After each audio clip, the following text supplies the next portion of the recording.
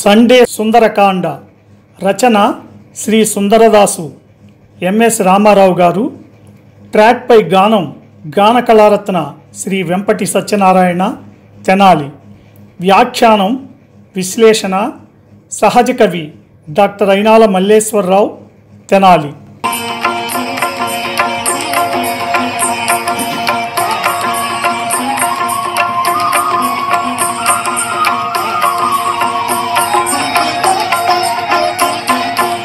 శ్రీ హనుమాను గురుదేవులు నాయద పలికిన సీతారామ కథ, నే పలికెద సీతారామ కథ.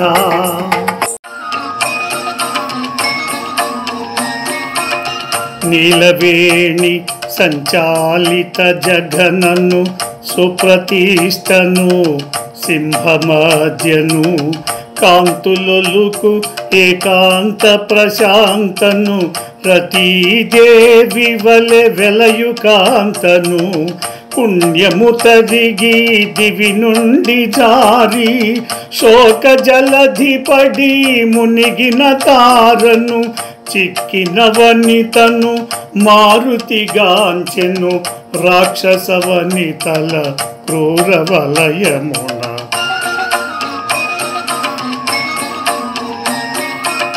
పతి చెంతలేని సతికేలనని సీత సొమ్ముల తగిల్చే శాకల మణిమయ కాంచన కర్ణవేష్టములు మరకత మాణిక్య చంపసరాలు రత్న ఖచ్చితమౌ హస్తభూషలు నవరత్నాంకిత మణిహారములు రాముడు తెలిపిన గురుతులు గలిగిన ఆభరణముల గుర్తించే మారుతి.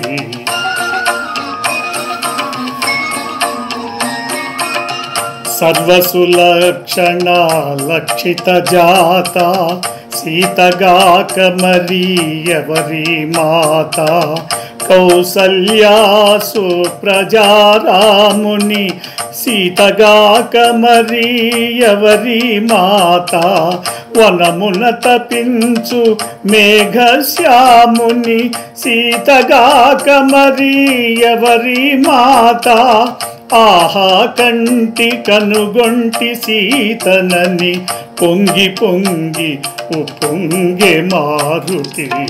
శ్రీ హనుమాను గురుదేవులు నాయద పలికిన సీతారామ కథ, నే పలికెద సీతారామ కథ. అశోకవనంలో కల్పవృక్షం కింద రాక్షస వనితల వలయం మధ్యన నీరసంగా ఉన్న వనితను చూశాడు మారుతి. ఆమె కదిలాడే నల్లని జడతో ఉన్న స్త్రీరత్నం, సుప్రసిద్ధురాలు, ధైర్యము గల వనిత, ఏకాంతములో కాంతులీనుచున్న ప్రశాంత వదన, రతీదేవి వలె ప్రకాశిస్తున్న రమణి, పుణ్యమంతా తరిగిపోగా ఆకాశము నుండి జారిపడిన పడతి, శోక సముద్రంలో పడి మునిగిపోయిన తారామణి. అటువంటి దీనస్థితిలో రాక్షస వనితల మధ్య ఉన్న సీతామాతను మారుతి చూశాడు. భర్త చెంత లేనప్పుడు భార్యకు ఇవన్నీ ఎందుకని తన ఒంటి మీదనున్న సొమ్ములను అన్నింటినీ చెట్టు కొమ్మలకు తగిలించింది. మణులతో, మాణిక్యాలతో, మరకతములతో తయారైన బంగారు ఆభరణాలను, చెవిపోగులను, చెంపస్వరాలను, రత్నాలతో పొదిగిన చేతుల భూషణాలను, నవరత్నాలతో మెరయుచున్న మణిహారములను, శ్రీరామచంద్రుడు తెలిపిన గుర్తులు కలిగిన ఆభరణాలను మారుతి గుర్తించాడు. సర్వము మంచి లక్షణాలతో సుసంపన్నమైన పుట్టుకతో ఉన్న ఈ స్త్రీమూర్తి సీతామ తల్లిగాక ఇంకెవరు? కౌసల్య సుప్రజారాముని పత్ని సీతామాత కాక ఇంకెవరీ మాత? అరణ్యవాసములో అలమటిస్తున్న మేఘశ్యాముడు శ్రీరాముని ఇల్లాలు కాక మరి ఎవరీ తల్లి? ఆహా ఆహా చూచితిని, కనులారా చూచితిని, సాధ్వీమ తల్లి సీతామాతను మనసారా చూచితిని అని సంతోషంతో ఉప్పొంగిపోయాడు మారుతి. ఈ ప్రోగ్రాంపై మీ యొక్క అభిప్రాయాన్ని లైక్ చేసి కామెంట్ రూపంలో తెలియజేయండి.